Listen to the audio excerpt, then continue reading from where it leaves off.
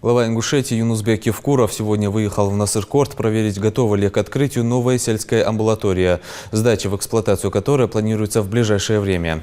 Осмотрел полностью помещение и кабинеты, прошелся по прилегающей территории и поручил благоустроить ее.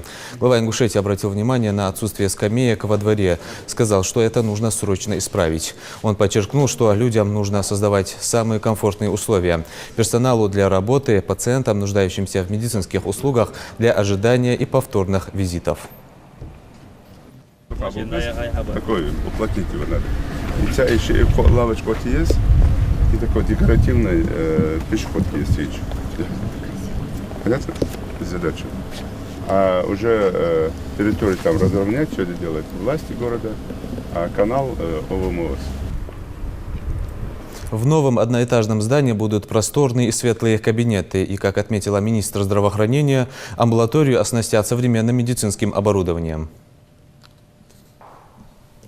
Этот объект, он был жизненно необходим для Насыркорта, потому что доступная помощь, когда нет комфортных условий для того, чтобы врачи могли вести прием, а пациенты приходить в комфортных условиях, получать услуги, конечно, бывает очень затруднительно.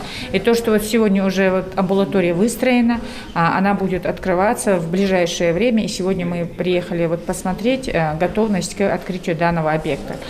Готовность высокая, надо сказать, что не только сам корпус очень комфортный, со всеми условиями, необходимыми для приема пациентов, но и наличие оборудования, необходимого для обследования пациентов. Здесь же есть лаборатория, здесь же есть УЗИ, диагностика, эндоскопия и так далее. Все, что необходимо для того, чтобы оказать первичную помощь, диагностическую помощь.